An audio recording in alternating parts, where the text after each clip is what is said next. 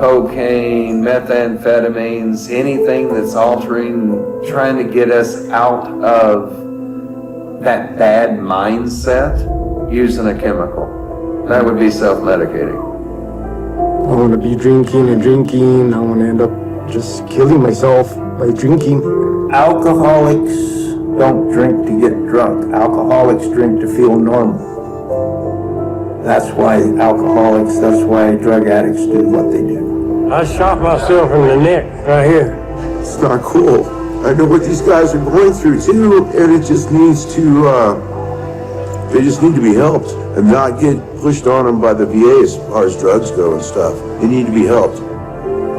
And they really shouldn't be looked at like numbers. They should be looked at like people. If they go to a veteran center for help, they should be considered as someone who really needs attention.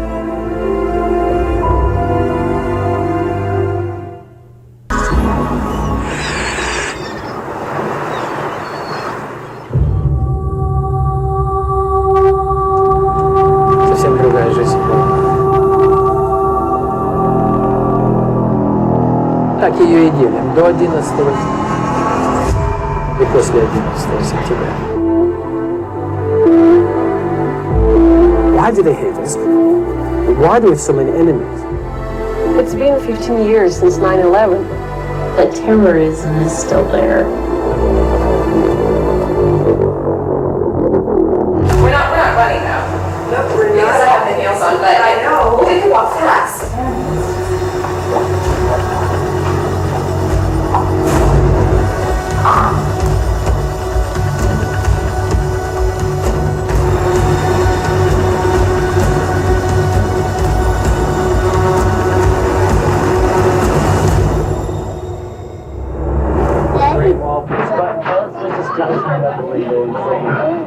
Those were the good old days, when friends and family were allowed to go straight to the air bridge to meet you.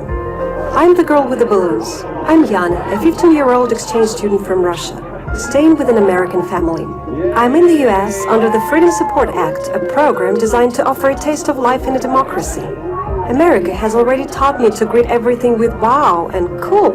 It let me discover the taste of French fries and gave me my first ever pair of contact lenses.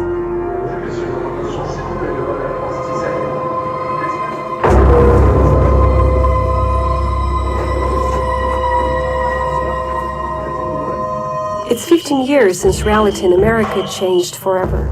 I wonder if the words freedom and democracy have a different ring to them now too. I've come back after all these years to see how ordinary Americans feel now, and how they see their future.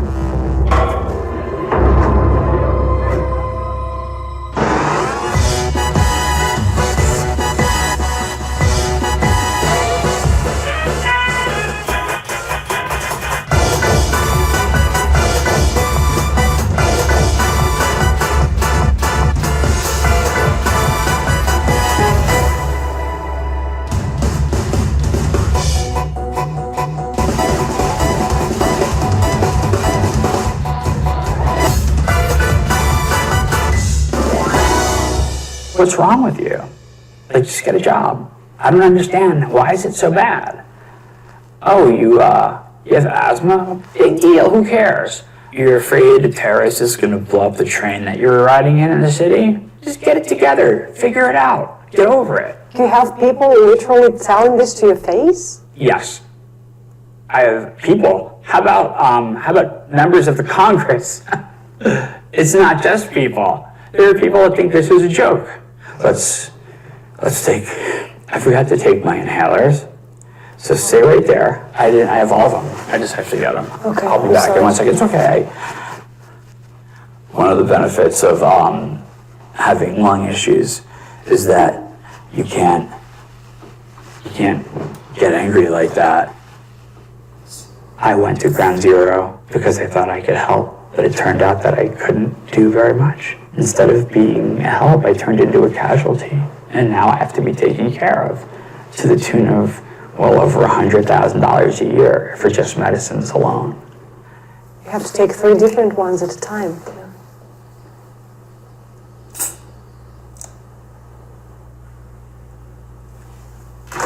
This is my badge, actually. I always do that to show respect to the dead. So I used to wear that on my uniform.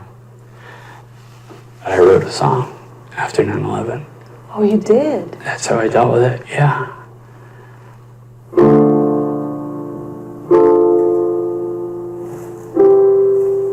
Yeah, this is it.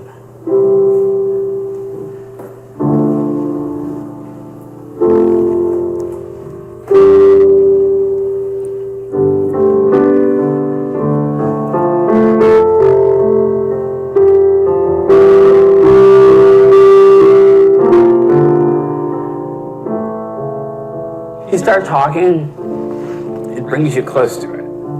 It's like that hot potato nobody wants to touch. But it's a hot potato, you know? Still is. It's still a hot potato. It doesn't go away. It doesn't. This is something that we have to live for the rest of our life.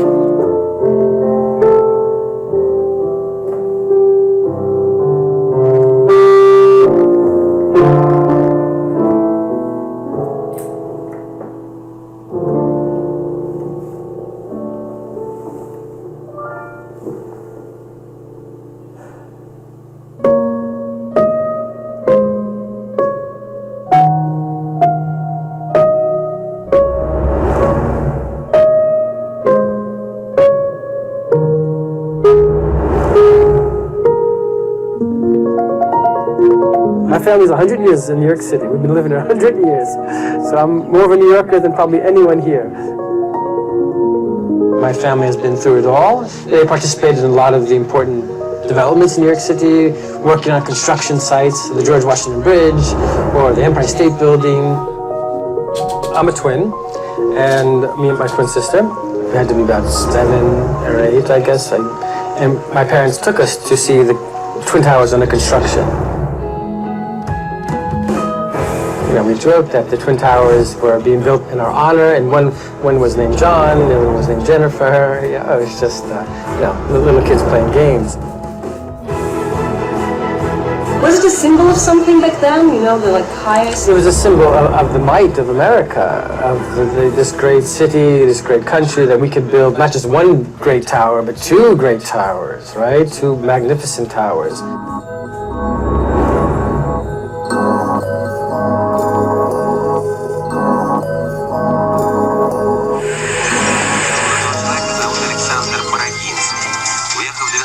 Назад из Союза, он к своим 27 годам стал известным специалистом в области международных финансов и директором торгового отдела Объединенного банка Швейцарии в Нью-Йорке.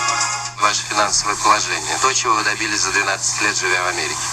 Американцы говорят, что если вы зарабатываете столько, сколько вам лет, 1000, то это уже хорошо. Я зарабатываю в 2,5 раза больше, чем мне лет. Счастливо.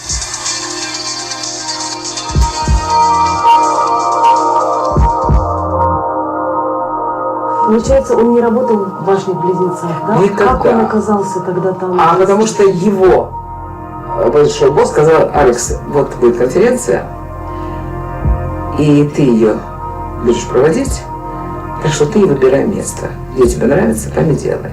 Он говорит: конечно, на 106-м этаже, Window of the World. Конечно. Пусть они все любуются Нью-Йорком, они же со всего мира приезжают, отовсюду. Nelly Braginskaya was 43 when she came to the US from the Soviet Union with her son. She had no money or connections, but a lot of hope for a better future for her only child.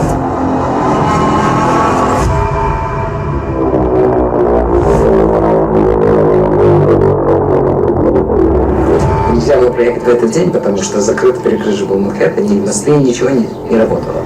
Люди пешком шли.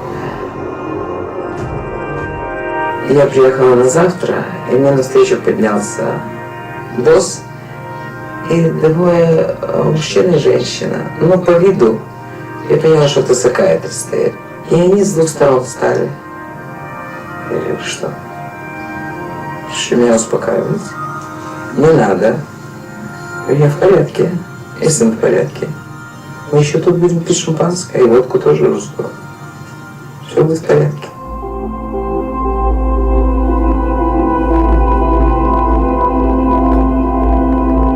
Почему вы считаете, что сын выбросился из окна? Во-первых, я знаю Алекса. Он не будет сидеть в дыму и ждать, пока он задохнется. Никогда в жизни. И это не тот человек. Во-вторых, когда мне вернули его бумажник, на конверте было написано, что это item number one. Это первая вещь, которая была найдена под первым номером. Сегодня упал дом и завтра нашли. Конечно, он выбросится, конечно. У него меняется выражение глаз. Я встаю утром и подхожу к нему. Я с ним здороваюсь, я его целую, говорю, что я его очень люблю. Обязательно читаю молитву. Обязательно. Я чувствую, что он есть. Он всегда здесь. Он всегда со мной. Я советуюсь. Мысленно спрашиваю, какая-то мелодия, какая-то музыка, какой-то фильм, какой-то спектакль старый показываю. Это он слушал, это он пел, это он любил, это он читал. Я открываю его пометки на книгах. Ну, он живет, он здесь. Он со мной все время, я слышу его. Советуюсь, спрашиваю, что ли делать, не делать. Глаза отвечают.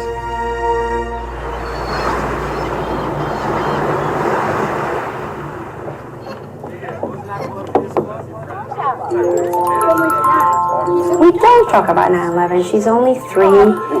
We're just starting to talk about bad things that happen sometimes. She's going to study it in school as part of history. And I will show her, I guess, some pictures and tell her a little bit about, I guess, what I did. I never really thought about this. You know, I grew up in Colombia. I mean, when I came to this country, my city was the most dangerous place in the world. So I grew up with an awareness of really bad things happening. And I mean, maybe that's why I became a trauma psychologist. Maybe that's why I was able to deal with people in pain. I was 25 years old at the time. I can tell you a thousand stories about 9/11. You know, I could tell the story about the widow. I could tell the story about the person who saw people falling because they were desperate to evacuate. They wanted to kill themselves. They were cutting themselves. They were pulling their hair out because some people just could not get the vision of seeing others fall off the building out of their minds. They couldn't stop thinking about when they evacuated all the stairs, you know, hearing screams of people. Most days were difficult, some were awful. Some were like, it was just too much. Every day was a new challenge.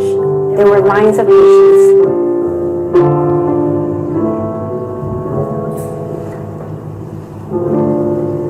How did you feel? Did you feel scared and, you know, frustrated and not knowing?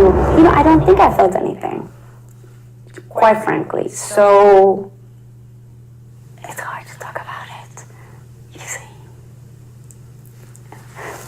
It's okay. No. Oh. You're asking me about me. I was never asked about me. Well, from the therapist perspective, most of my time is spent asking questions and finding ways to heal someone, you know. I'm always focused, like, how can I make this person have a better tomorrow? So, you know, in many ways, in order to do that, you have to shut down. So you shut down. And you can't really predict for how long a person will shut down. I think I've been very shut down. Traumatic events stay with you. Every anniversary, days before, days after, you feel tense, you feel anxious, you feel the same sense of like fear and distress that you felt before. And that's what people will tell you.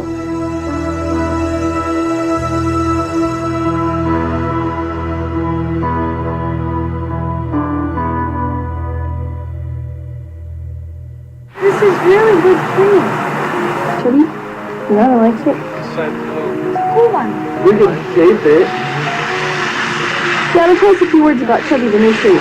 So what? Chubby the tree. Chubby? What's the chubby is?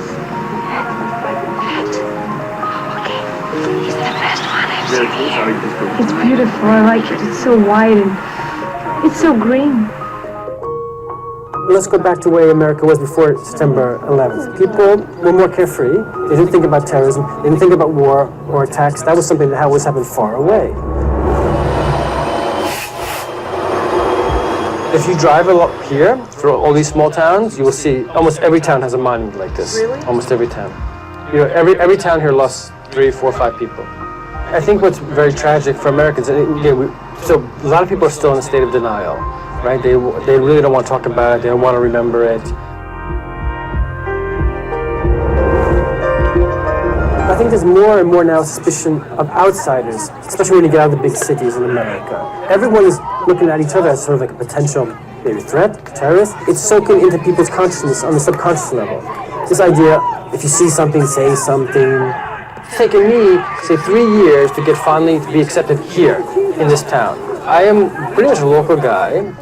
People know my family. I'm still an outsider, you see. I've been away for a long time. And that was never an issue before.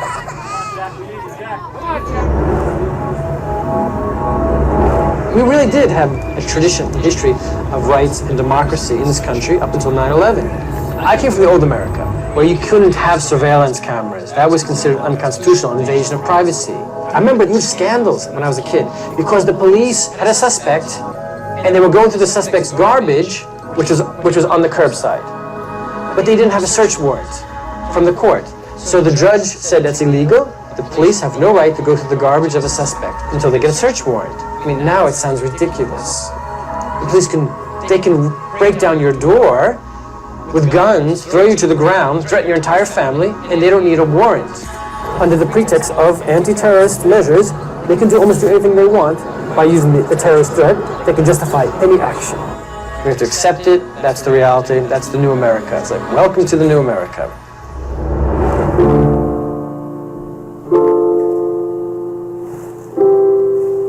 Yeah, this is it.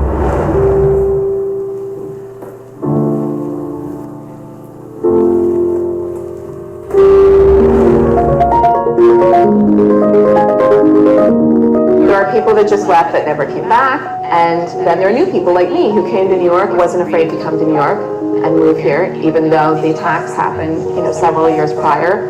I love New York. Everything's changed. The very idea of talking and having a conversation, just you and I, as regular people, about terrorists or terrorism or things we're seeing on TV all the time, people didn't talk like that. We didn't discuss those things. We weren't thinking like that. It's common language now. Isn't that something? What about your rights and freedoms? Are you willing to give some of them up now to stay safer?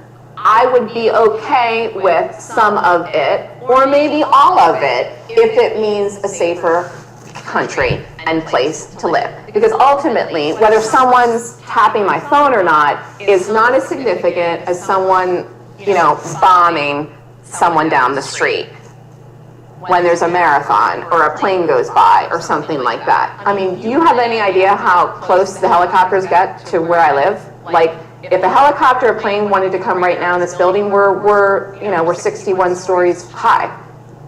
That could happen. So I will give up that to make sure that a plane doesn't do something like it did before. And I think that's the challenge. Everyone's trying to figure out what's the next thing that's going to happen. This building starts on the 50th floor for the apartments, so I only get to my apartment from the elevator. I've never taken the stairs all the way down. I should time myself to get out.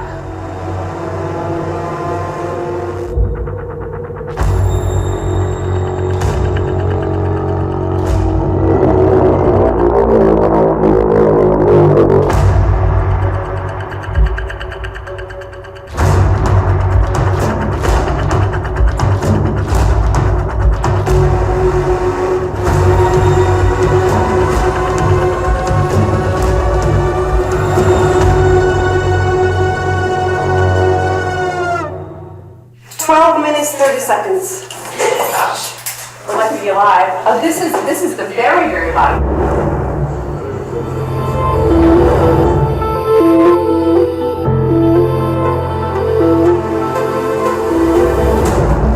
I could probably count on one hand from 9/11 till now how many times I've been on the train. I won't go. Phone's always charged, never turned off. Always have my badge and my ID on me, always. God forbid something happens, you can get access where others can't. I always have a certain amount of money with me in case the ATM stopped working. I've never driven anything but a Jeep since 9/11. Because I remember saying, oh, a Jeep will get over a lot of debris, so if they knock down buildings, I can get out of here, I can drive over it. I just instinctively would watch planes fly over whenever I heard them. So whenever I see a plane, and I notice that I'm with friends and they do the same thing. Oh, and then they just watch it go by, and as soon as it's out of sight, okay. I mean, something in my head's like, all right, that's good. Plane's out of the area. I'm glad that I volunteer here at the museum. When given the opportunity to talk about the people that were lost that day, give people a first-hand account of what happened, and then when given the opportunity, talk about my friends that I lost, because their memory needs to stay alive. I mean, there's 2,977 people that day that were murdered. The hundreds that have died since then, that everybody forgets now. My great days are with my kids and my grandkids. If I didn't have a family, we wouldn't be having this conversation, Yana. I would have, ended my life a long time ago, because it was that painful. Most of terrorism is not the actual act, it's the fear. Yeah, they've accomplished that all right. I mean, I'd hate to admit it. I was so suspicious once when I was flying that I went up to the airline and I said, I just feel uncomfortable. The worst thing for me was they actually didn't let the guy fly. I remember the air marshals letting him board. As soon as everybody sat down, they got up and they took him off the plane. And I was like, oh my God. Did I make a mistake or was that something? So, I think I have legitimate reasons for being afraid. Because if you get too complacent, they're going to attack again. I'm glad that they're that vigilant.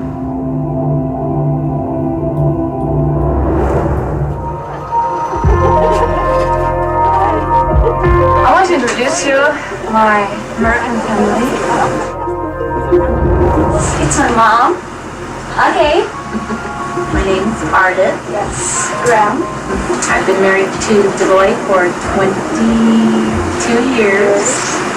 So it's my dad, and he doesn't love me because he doesn't have any place in his heart for me because his heart is for computers, Yes. It was a really good experience for me. It was fun to watch you when you experience new things, when you had French fries for the first time and you're like, ooh, these are really good. I remember the time that you helped Arda with her strike down at Fred Meyer. That was fun to you. I felt that it was something meaningful and fun too.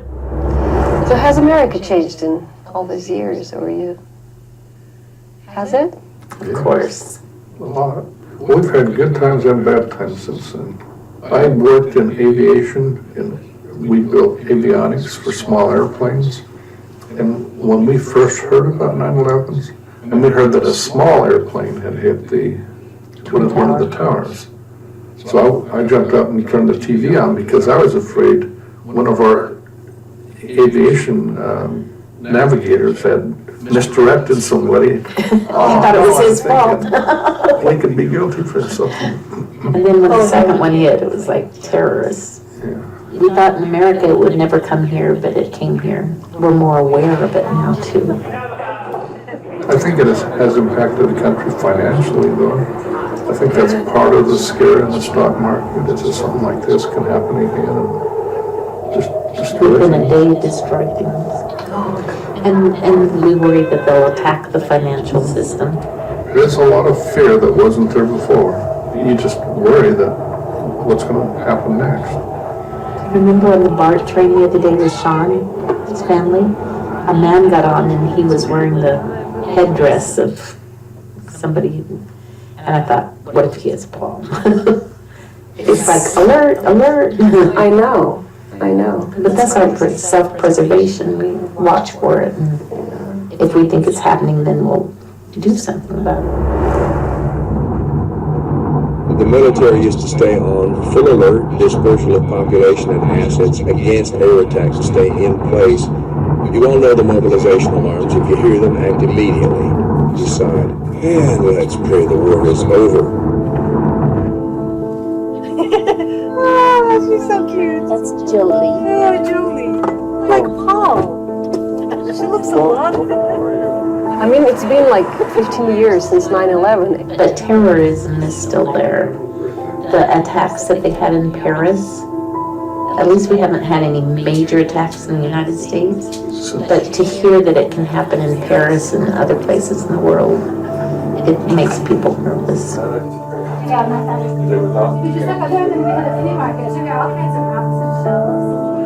They are changing our Constitution in a way that most of us don't like, in the name of more security. And this whole gun thing is just ridiculous. There's no way most Americans are ever going to let Obama or, what's her name? Hillary, or anyone else take away our gun. Because that's a last offense against a bad government. John doubted the government Fredericks represented would be willing to drop a neutron bomb on them. 2 or 3 fuel-air explosives could nevertheless destroy his beloved valley and all whom he held dear. A lot of these books and movies all show other countries coming in and invading us. And so we have that kind of fear in the back of our minds. It had to end now. Ask the question, why do we have so many enemies? And this is the thing today in America. People don't want to ask this question. Why do they hate us? Why do we have so many enemies? Nobody wants to have this discussion here. We created this monster in Afghanistan, right? We armed them, we trained them, we emboldened them, we gave them the support, and then they turned against us. The whole idea of the war on terror, I think it's obnoxious. When we don't know who our target is, when we do it based on non-facts, preconceived notions, or on ideas that we have about someone we wanted to target anyway. Here we are, the mightiest empire, and we cannot defeat these people who live in caves, whether it's Syria or Afghanistan. We have bases all around the world. We spend trillions of dollars on the defense budget, but somehow we can't find these people. We can't destroy them. Why? Why can't we stop them? Why did this war, why is it still going on 15 years later? Personally, I think it's because at this point it's a business. It's business. People are making so much money. What do we get? We get insecurity, we get fear, we get danger of all sorts. The more we get involved in the Middle East, the more powerful these terrorist groups become, the more fanatical they become. They see us as the invaders, so now they want their revenge. I probably feel the same way that a lot of folks feel, helpless. What can I personally do? I really don't know. It's very anxiety-provoking, I would say.